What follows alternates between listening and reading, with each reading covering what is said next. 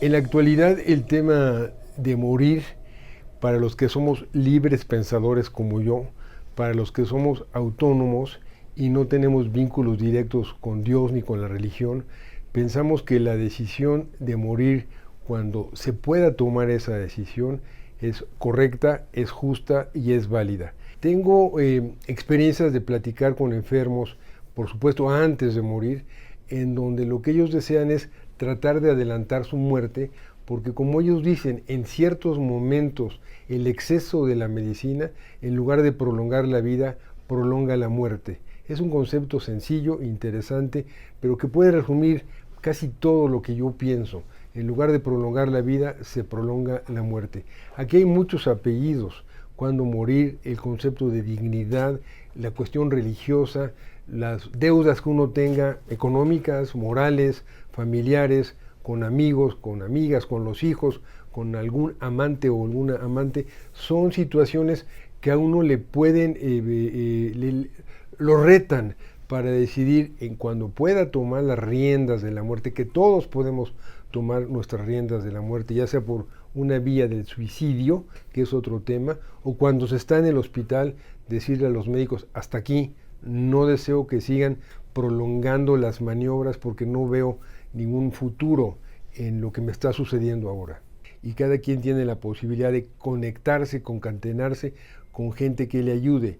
Y hay muchas personas que por haber leído o por haber sufrido o haber visto a un familiar morir en malas condiciones, piensan cuando les dicen tienes una enfermedad terminal. Hoy en día mucha gente prefiere no someterse a ningún tratamiento de quimioterapia porque ha mamado y ha vivido las experiencias de otras personas que pueden ser terribles, desastrosas, por más que los médicos, los familiares, quieran evitar el sufrimiento, porque finalmente morir en medio del sufrimiento, ¿a quién le sirve? A nadie le sirve. Yo sé que en las religiones el sufrimiento puede ocupar un lugar y decir que es válido, que es bueno, que te irás al paraíso o situaciones como esa, pero morir sufriendo y morir una muerte prolongada de meses no tiene ningún sentido.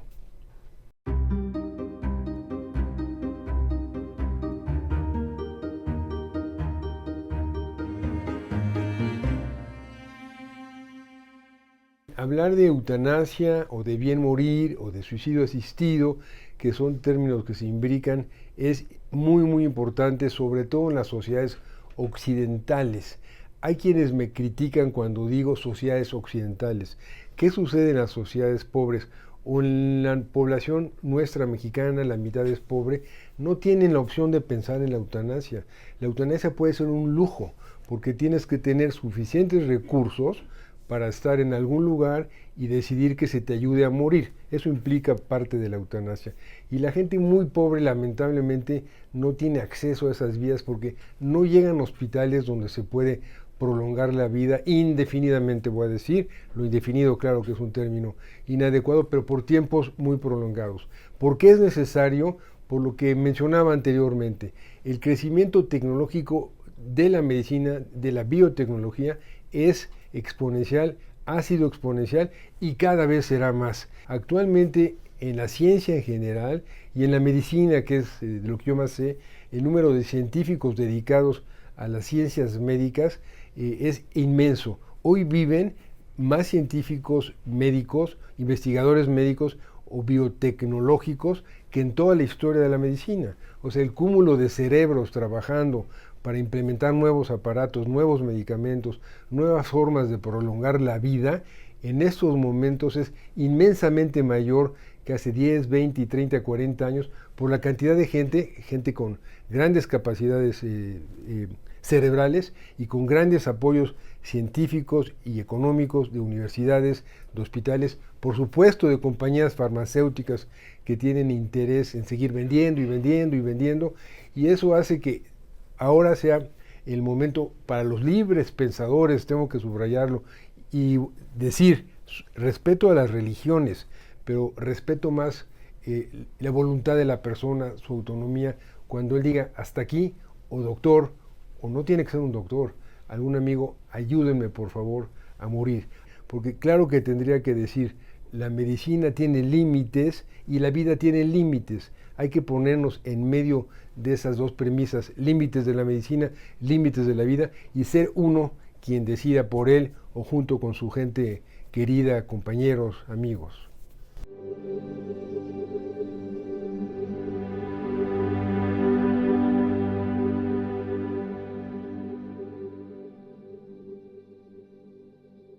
Un bello morir honra toda una vida, dijo Petrarca hace muchos años, época en que no había una tecnología desmedida. Y yo en general soy bastante antitecnológico. Claro que uso la tecnología médica, jamás abuso de ella. Yo lo que hago es hablar con los pacientes, que eso es lo que quieren. La cuestión del suicidio, que es una parte de la que se pregunta ahora, pues habría que hacer un compendio pequeño, el tema de eutanasia, el tema de suicidio asistido y el tema de suicidio como tal.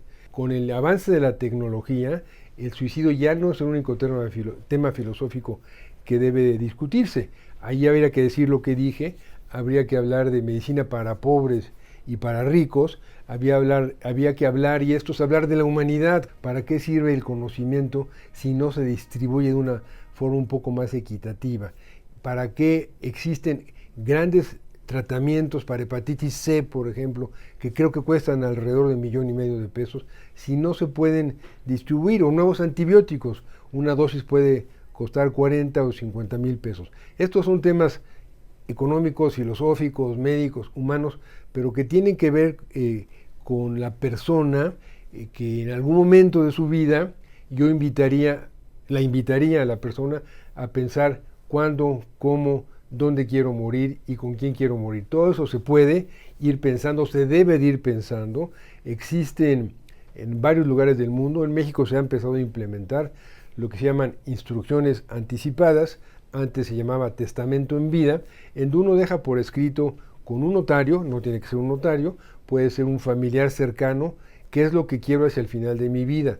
Quiero que se me lleve a terapia intensiva, quiero que se me intube, si tengo Alzheimer, quiero que se me salve y se me salve y se me salve de varios episodios, o que me permitan morir. Son muchos temas, son grandes temas de los cuales yo no concluyo, pero siempre invito a pensar a la gente desde un punto de vista ético laico. Dije que era libre pensador, tendría que subrayar, hay que pensar estos temas tan ríspidos, tan complicados, desde la ética laica. Si se piensan desde la ética religiosa, judía, cristiana, musulmana, de entrada ya se excluye a muchas personas y de entrada se convierten en dogmas.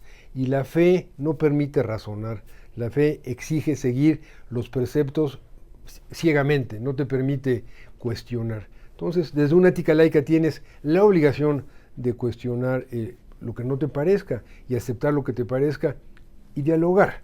Desde las éticas religiosas el diálogo prácticamente es imposible por la orden que existe, pero estoy seguro que un Dios misericordia no quiere que la gente sufra, y creo que los médicos pueden ser agentes para evitar el sufrimiento en enfermedades prolongadas o en bebés nacidos con malformaciones y en muchos temas que quizás a la gente no le guste escuchar.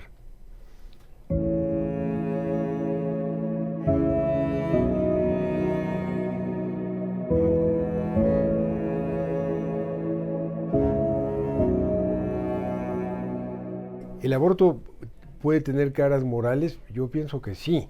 La gente se enoja cuando yo subrayo eso, pero es mejor pensar en un aborto que en un bebé abandonado al nacer o cuando tiene un mes en un basurero, que eso sucede todo el tiempo.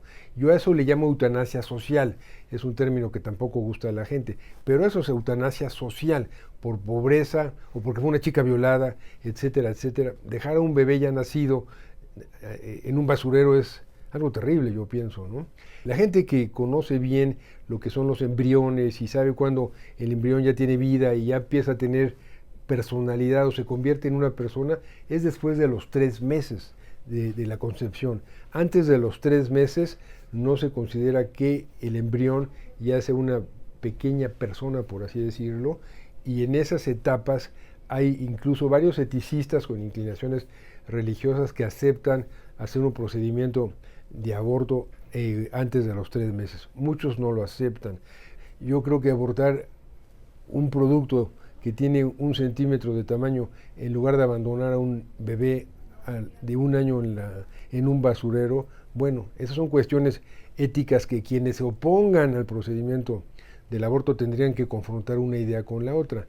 Y lo de las células embrionarias, que llamaríamos crear bebés a la carta, puede tener muchísima utilidad para los padres que tienen un hijo con un problema hematológico en general, un hijito de 1 o 2 años que tienen algunos problemas hematológicos muy graves, y crear un bebé a la carta, como se dice, con células embrionarias adecuadas, muy similares al bebé, al hijo enfermo, al hijito de 1 o 2 años, y luego hacer un trasplante de médula ósea y permitirle regresar a una vida normal al niño enfermo, a los padres y otros hermanos, pues es válido, es válido. Que claro, ahí viene otro problema de tipo ético, filosófico, religioso. ¿Qué hacer con todos los embriones que no se utilizan? ¿Qué hacer con ellos cuando están en los bancos de embriones? Todas estas preguntas son importantes y no hay respuestas sencillas. Son importantes porque muchas veces los científicos, y esto es muy crítico lo que voy a decir, investigan y siguen investigando y en ocasiones no se preguntan por qué o para qué. Y los eticistas sí se contraponen a esa idea. ¿Tiene sentido hacer determinada investigación? ¿Es válido hacerla? ¿Es correcto hacerla? Y con los científicos muchas veces no existe ese parteaguas, si tiene o no sentido seguir investigando. Hay una balanza ahí que tendría que utilizar en un lado de la balanza la cuestión de si todo lo que se debe investigar es dable de hacerse, y la cuestión de la ética, ¿es válido investigar todo lo que pueda hacerse? No respondo, es un universo muy amplio.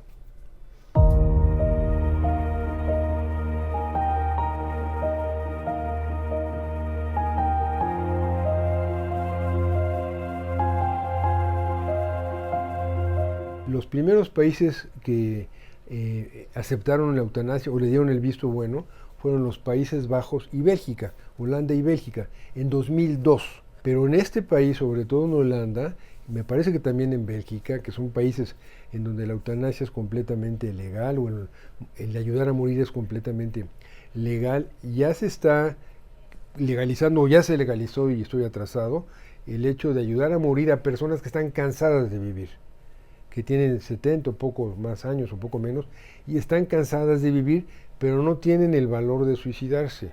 En Holanda ya se va a legalizar, o ya se legalizó, repito, el ayudar a morir a personas que están cansadas de vivir. Es un problema complicado entender eso, pero cuando estás solo y cuando hay una gran soledad y cuando hay pobreza, como mencionaban en la pregunta, porque si hay un binomio de tantos binomios complicados que luego yo pienso es ser viejo y pobre, es un binomio muy complicado, porque la otra cosa que sucede es en países donde no hay una buena seguridad social, es que los ahorros de toda la vida se gastan en la vejez, para medicamentos y para hospitalizaciones y para médicos. Aquí se entrelazan una serie de cuestiones que pues no tienen respuesta, pero esto viene por todo el crecimiento tecnológico. ¿Cuál es la mejor invención humana en medicina? Haber intubado el agua, es lo mejor, es lo que más vidas ha salvado. En México pasan hambre y no tienen agua intubada y siguen muriendo por diarreas, pues, millones o cientos de miles de personas anualmente. Pero otra vez volvemos a cómo se debe de apellidar el conocimiento. Lo primero es que debe distribuirse, y lo segundo, ¿qué implica un conocimiento? Pues distribuirlo, que tenga una cuestión ética, que le sirva para todos, que no sea solo para los más adinerados. Pero todo esto que yo digo es nada más una mera visión un tanto humana de lo que es la condición humana.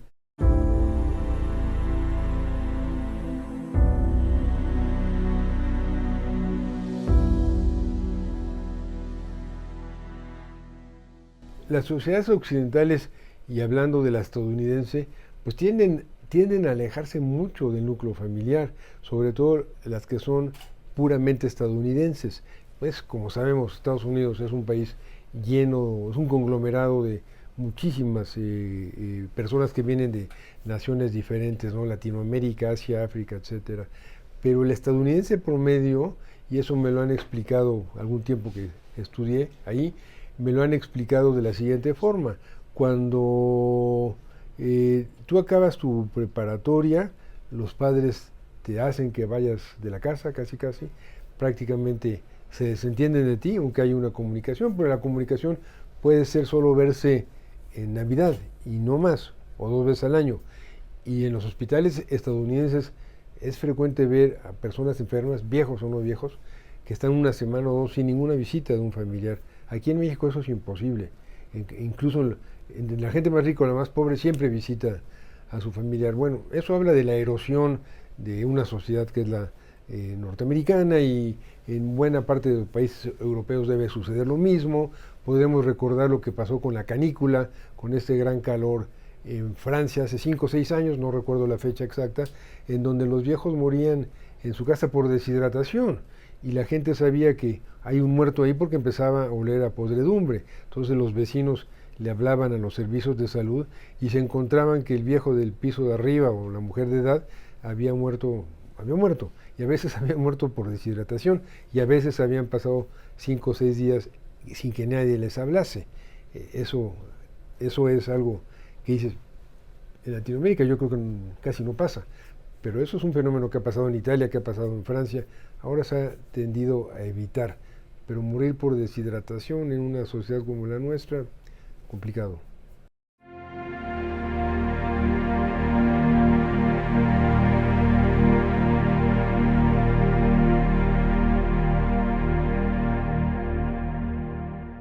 Hay varios casos en medicina en donde la gente puede entender que lo que hay que hacer es ayudar a morir a la persona. Un caso paradigmático es aquel que sucede y que deja lecciones. Hay varios. Uno recientemente en Estados Unidos fue una chica que llevaba 10, 11 años internada en un hospital en terapia intensiva. Hay que pensar lo que cuesta tener a una persona, aunque no tenga tantos requerimientos de aparatos para brindar salud, internada 10, 11 años. La familia era muy católica y el esposo, que estaba casado cuando esta chica ingirió determinados medicamentos para bajar de peso, ella acabó en coma. ¿Cuál es la lección de este caso, por nombrar un caso? Hubo durante varios días encuentros fuera del hospital cuando se decidió, la Corte permitió después de muchas discusiones, de que se le iba a permitir desconectar a la paciente para que ella muriese. Eso lo precipitó el esposo, pero los padres no lo querían. Fuera del hospital había gente religiosa enfrentándose a gente no religiosa para ver qué se puede hacer, si se puede desconectar para que fallezca la persona y retirarle todo el apoyo, o si no era posible. Este es un caso dentro de muchísimos casos que se pueden citar. Cito un segundo, este sucedió en Canadá hace como 10 años. Era una familia de 5 personas. Era el padre, la madre, 2 hijos bien avenidos, 2 hijos que funcionaban bien, y una familia, pues diríamos, promedio, con altibajos en felicidad y no felicidad, pero tenía un hermano que tenía un síndrome neurológico cuyo nombre no recuerdo, pero que lo iba deteriorando cada vez más. Lo deterioraba intelectualmente y lo deterioraba físicamente, y la familia se fue agotando, pues el padre decidió asfixiar al hijo, lo asfixió con un cojín en la noche y fue a declararlo. Y esto sucedió también cuando se inició la eutanasia en Holanda, cuando fue el primer acto de ayudar a morir. Y ahí la discusión es si fue éticamente adecuado o si no fue éticamente adecuado. En el caso de Holanda, que también es un caso paradigmático, era una mujer que tenía más de 80, 85 años y estaba en un asilo, y se fue deteriorando, y prácticamente nadie la iba a visitar más que su hija. Su hija era doctora, recuerdo el apellido de la hija, se apellidaba Postma, y la hija, cuando fue viendo que su madre se iba deteriorando, fue pensando, mi mamá ya no es mi mamá, son restos humanos, porque cada vez que la veía en peores condiciones, amarrada, vomitando, sin poder hablar, y esta doctora Postma decidió matar a su madre. Lo hizo, estoy hablando de Holanda, de Países Bajos, e inmediatamente fue con el jefe del asilo y le contó lo que hizo. La encarcelaron a la doctora, pero después de 3 o 4 días hubo una serie de manifiestos en periódicos, en programas de todo tipo de gente, muchas de ellas intelectuales, en donde apoyaban a la doctora por haber hecho este procedimiento. Y a partir de ahí, en Holanda se permitió o se generaron discusiones suficientes para llegar a lo que hoy es el país líder en ayudar a morir, eutanasia. También ya dije que se ha legalizado o se está legalizando ayudar a morir por cansancio. Y un tercer y último caso, un albañil salvadoreño de 24 años, Jorge Linares, ese era su nombre, lo recuerdo, tenía 3 hijitos. El menor, cuando tenía meses de nacido, se tragó unos globos, se asfixió, corrieron al hospital y cuando llegaron ya tenía muerte cerebral. Entonces el padre, que voy a decirlo sin ningún desprecio, era una persona que no tenía grandes conocimientos, pero quizás tenía una gran humanidad, era albañil de profesión, salvadoreño, pidió a las autoridades que lo desconectaran. No lo permitieron. Volvió a pedir que lo desconectaran. El chiquito de 6 meses ya tenía muerte cerebral. Ya no había nada que hacer con él, más que tenerlo internado por tiempo indefinido o hasta que muriese por una complicación. Y después de 3 o 4 intentos que no lo dejaron, que no lo desconectaron, él llegó con una pistola. Sacó al bebé del respirador, lo abrazó, amenazó al personal médico y de enfermería, no accionó nunca la pistola, se quedó con el bebé en brazos hasta que murió. También hubo grandes discusiones al respecto, si hizo bien este señor Linares o si no hizo bien. Pero estos casos, y podría contar muchos, son parteaguas que la gente debe de pensar. Pero si la gente hace sumas y restas, el tema es bien complicado, muy difícil de avanzar. 10 países de 195 países registrados en la ONU permiten que se lleve a cabo el procedimiento de eutanasia.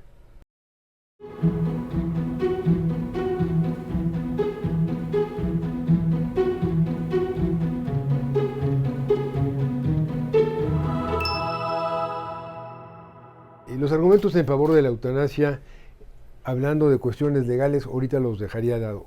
Habría que hablar por qué no se legaliza la eutanasia.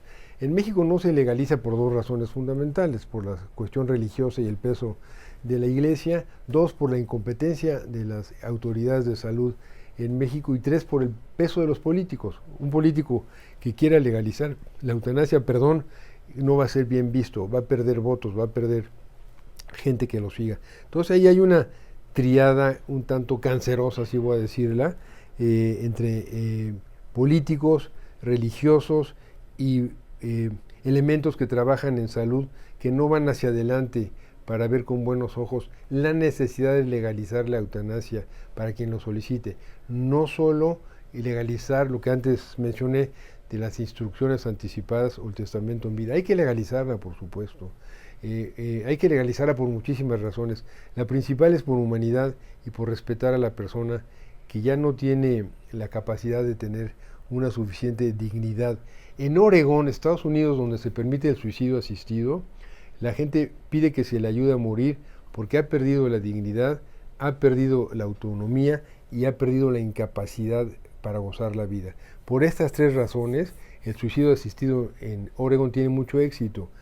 Pérdida de la capacidad para gozar la vida, pérdida de la autonomía y pérdida de la dignidad.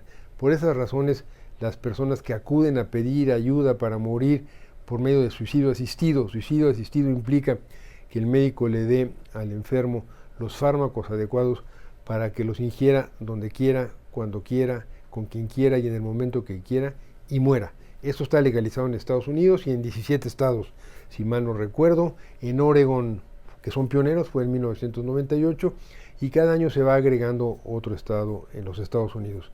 Entonces, el problema de la legalización en México tiene que brincar estos 3 factores que ya mencioné anteriormente.